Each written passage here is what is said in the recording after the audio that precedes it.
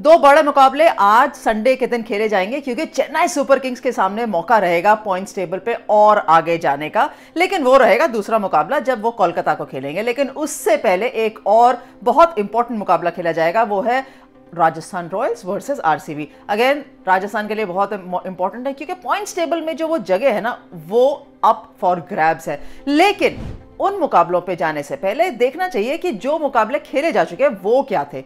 पहला मुकाबला सनराइजर्स हैदराबाद फिर से नाखुश रहे क्योंकि मैच जीता जीता हार गए लखनऊ के सामने। और दूसरा मुकाबला, वाह, एक और बार मौका था दिल्ली को मैच जीतने का, लेकिन पंजाब ने कहा रुकिए, साड़ी दिल्ली, साड़ा पंजाब, हर चीज हमारी है, और एकदम से मैच दिल्ली के ड्रेसिंग रूम से निकाल के पंजाब के ड्रेसिंग रूम में ले गए। चलिए सबकी बात यही करेंगे।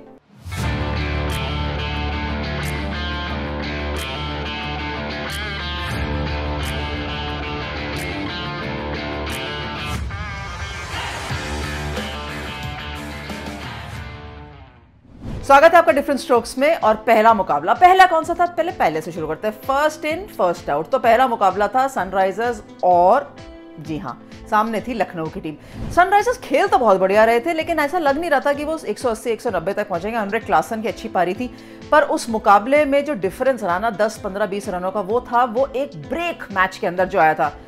जब क्लासन बैटिंग कर रहे थे तो स्पेक्टेटर्स ने कुछ डिस्टर्बेंस करी थी, खिलाड़ियों के ऊपर कुछ फेंक दिया था और कहीं ना कहीं वो मैच में रुकावट आई। वो क्लोज टू 19th ओवर थी। जो मोमेंटम बैटिंग में क्लासन को उस समय मिल रहा था और ऐसा लग रहा था कि 190, 95, क्लोज टू 200 शायद स्कोर चला जाएगा। एक दो बड़ी हिट्स से तो जल्दी जल्दी रन्स बन ही जाते हैं, वो रन्स नहीं बने। लेकिन क्योंकि बैटिंग अच्छी लग रही थी शाम के वक्त और पिच बेटर हो सकती है, उसका एडवांटेज जो सनराइजर्स ले सकता था वो इवेंचुअली उनको मिला नहीं। टारगेट जब लखनऊ चेस करने आया तो जिस तरीके से धीमी शुरुआत हुई, दोनों ही ओपनर्स जल्दी आउट हो गए, क्विंटन एंड काइल मेज, तो लगा कि शायद सनराइजर्स के लिए एक अच्छा मौका है मैच जीतने का, क्लोज इन करने का। और वो 98% ऑफ द मैच तक लीड ही कर रहे थे जब तक प्रेरक मंकड़ ने गेयर शिफ्ट नहीं किए, क्योंकि ऑफ कोर्स वो प्लेयर ऑफ द मैच मिले तो उनका नाम लेना बहुत जरूरी है। मुझे लगा एक इंपॉर्टेंट नॉक उनका भी है क्योंकि वो दीपक हुडा से आगे खेले। और दूसरी तरफ जब तक निकलस पूरन अंदर बैटिंग करने नहीं आया तब तक ऐसा लगा कि ये रन्स तो चेज नहीं होंगे। लेकिन वही एक डिफरेंस रहा। मानिए या ना मानिए, मेरे को बिल्कुल नहीं लगा था कि लखनऊ वो मैच अपने डगआउट की तरफ लेके जाएगा, ड्रेसिंग रूम की तरफ लेके जाएगा, जिस तरीके से स्टॉइनिस और प्रेरक बल्लेबाजी कर रहे थे। और अगर वो निकलस पूरन का कैमियो नहीं चलता तो दबाव लखनऊ पे था, लेकिन ऐसा हुआ नहीं। खराब लगता है एडन मार्करम के लिए, उनकी टीम के लिए, कि अच्छी टीम है जब मयंक मार्कंडे भी अच्छी गेंदबाजी करते हैं, अब्दुल समाद भी शॉट्स अच्छे लगाते हैं, क्लासन, फिलिप्स सब अच्छे हैं, तो फिर वो जो जीत के करीब आते हैं ना और फिर दूर हो जाते हैं, उसी तरीके का पूरा सीजन रहा है। पर चलिए, अब कुछ अंतिम मुकाबले हैं उनके पास, अभी भी अच्छे 3 मैच बचे हैं जहां कम से कम वो ये रिस्पेक्टेबिलिटी वाली बात होती है ना कि हम अच्छा खेलना चाहते हैं, वो मौका जरूर रहेगा सनराइजर्स के पास। दूसरा मुकाबला था दिल्ली और पंजाब का। पहली बार टूर्नामेंट में खेल रहे थे और दिल्ली जिस तरीके से बल्लेबाजी कर रही थी, कुछ तो सीख लेती पंजाब से। जब प्रभसिमरन, बहुत अच्छा लगा कि एक युवा खिलाड़ी ने रन किए, क्योंकि ये एक यंग प्लेयर हैं, एक अंडर 19 के बैच से निकल कर आए हैं, लेकिन arrival into top class cricket नाम है, लेकिन दर्शन बड़े नहीं हुए थे। 100 रन बनाने के बाद बोर्ड पे कम से कम ये तो लगा होगा कि कम से कम एक अराइवल अपने नाम का दिखा दिया है विश्व के सामने प्रभसिमरन ने 100 रन बना के। और लगा था पिछले बार, कुछ 2 दिन पहले हमने देखा सूर्य कुमार यादव ने शतक लगाया, उससे और थोड़ा पहले चले जाएंगे यशस्वी जायसवाल ने शतक लगाया, अब प्रभसिमरन ने लगाया, तो लगातार शतक दिख रहे हैं इस टूर्नामेंट के अंदर, जो कि बहुत अच्छा है and very impressive knock. Team का टारगेट देखिए और प्रभसिमरन के रन देखिए, किसने कितने ज्यादा रन बनाए। क्या प्रभसिमरन अकेले आए थे मैच खेलने के लिए, बाकी बल्लेबाज कह रहे थे हम सपोर्टिंग रोल में रहेंगे या हम छुट्टी पे हैं, पता नहीं, ऐसे ही कुछ था टोटल देख के। लेकिन दिल्ली ने किस तरीके से चेस किया, मतलब अनबिलीवेबल। जब सॉल्ट और वार्नर बल्लेबाजी कर रहे थे तो लग रहा था कि रिक्वायर्ड रन रेट बिल्कुल कंफर्टेबल है, आराम से चेस कर लेंगे। वो आउट होने के बाद भी ऐसा लगा कि चेस कर लेंगे, लेकिन बाकी बल्लेबाजों ने इतने खराब शॉट्स खेले। माना कि पिच स्लो थी, टर्न करी थी, लेकिन shot selection was absolutely horrendous, बहुत खराब थी, कोई मतलब नहीं बनता। आपको मालूम है पिच स्लो है तो थोड़ा सा 1-1, 2-2 करके भी एडवांटेज तो मिल ही गया था ना, क्योंकि सॉल्ट और वार्नर ने 50 से ज़्यादा रनों की पार्टनरशिप बना दी थी, तो वो एडवांटेज लेना चाहिए था। दिल्ली के पास कोई एक्सक्यूज़ नहीं है अपने घर पे मैच हारने का, और ये एक इंडिकेशन है कि किस तरीके का सीज़न रहा है। और जब तक चीज़ें बदलाव नहीं लाएंगे ना और खिलाड़ियों को इस टूर्नामेंट के अंदर हाथ खड़ा करके ये नहीं बोलना शुरू करेंगे कि हम टीम जिता सकते हैं, तब तक कुछ इसी तरीके का रहेगा। क्या दिल्ली और पंजाब के लिए स्टोरी सिमिलर है, लेकिन पंजाब जीता तो भले भले।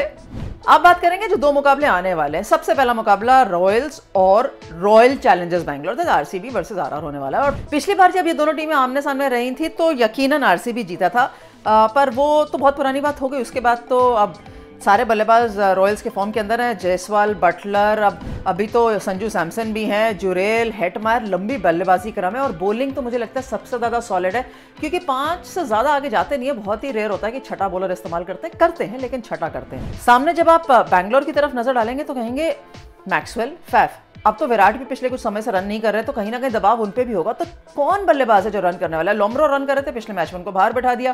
केदार जाधव को बल्लेबाजी के लिए बुलाया, लेकिन अब अगेन आप ढूंढ रहे हैं कि कंसिस्टेंसी कहां से आएगी।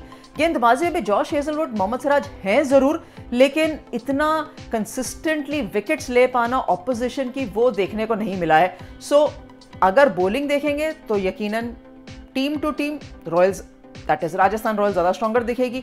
बैटिंग देखेंगे तो टीम टू टीम ज्यादा कॉन्फिडेंस राजस्थान रॉयल्स की बैटिंग देखने के लिए आएगा। तो क्या डिफरेंस है? डिफरेंस सिर्फ यही है कि बिलीफ रॉयल्स के पास ज्यादा है। यह बात जरूर है कि मैच जीतना आरसीबी के लिए बहुत ज्यादा एसेंशियल है, ताकि वो टॉप 5 की या टॉप 4 की तरफ क्लोजर आ जाए। लेकिन रॉयल्स के पास मोमेंटम है। भाई किस तरीके से उन्होंने पिछला मुकाबला ये भी कोलकाता को हराया था, 100 बनाया था और यशस्वी जायसवाल ने, वो कॉन्फिडेंस ही अलग है। जयपुर के मैदान में जो पिच है वो यूज टू है खेलने के लिए, जो आरसीबी के बल्लेबाज ऑब्वियसली कम यूज टू है। स्किड करके आता है, कभी लो भी रहता है, इतना ज्यादा उछाल, जैसे हमने प्रॉब्ली दिल्ली के पिच का एग्जांपल देना जरूरी है, जैसे उछाल देखा वहां इतना कंसिस्टेंटली उछाल नहीं, स्किड ज्यादा करता है। उछाल रहता है लेकिन स्किड ज्यादा करता है। सो वो कैसे बैटर्स एडजस्ट कर पाएंगे? मुझे फिर भी लगता है 2 स्ट्रॉन्ग बैटिंग साइड्स है, क्योंकि जब ये आरसीबी का नाम आता है ना तो मुझे बैटिंग स्ट्रॉन्ग दिखती है दैन बॉलिंग।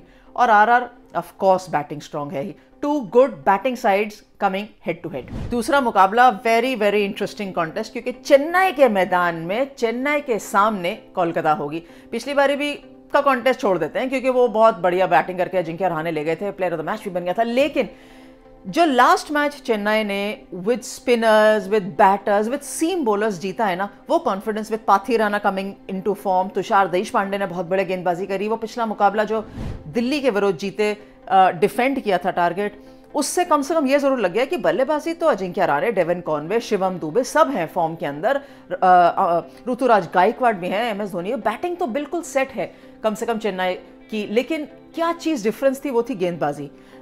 अभी भी स्पिनर्स जडेजा पे रिलाय करते हैं, कर सकते हैं, क्योंकि वो एक आउटस्टैंडिंग स्पिनर हैं, ऑलराउंडर श्रेणी में खेलते हैं, उनको मिचेल सैंटनर की जरूरत पड़ती नहीं है। लेकिन क्या सीम बॉलर्स हल्के हैं? लेकिन अब आप नहीं कह सकते। अब कह सकते हैं कि पाथिराना भी ज्यादा अच्छे फॉर्म में है, तुषार देशपांडे तो अच्छी गेंद डाल ही रहे हैं, तो वो भी एक कॉम्बिनेशन, एक वेल सेटल्ड कॉम्बिनेशन दिख रहा है। मुझे फिर भी लगेगा कि चेन्नई के सामने इंपैक्ट क्रिएट करना चेन्नई के अंदर आसान नहीं है। तो कोलकाता पे खास तौर पर पिछला मुकाबला हारने के बाद एक्स्ट्रा दबाव है। प्लेऑफ्स के लिए तो वैसे ही पहुंचना बहुत मुश्किल है उनके लिए, लेकिन एक इंप्रेशन जरूर जमा सकते हैं।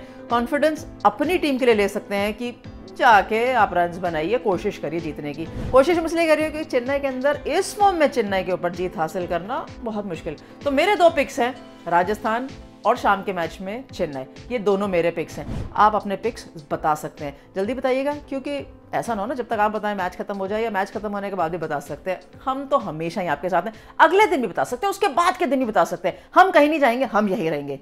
Thank you very much for watching different strokes.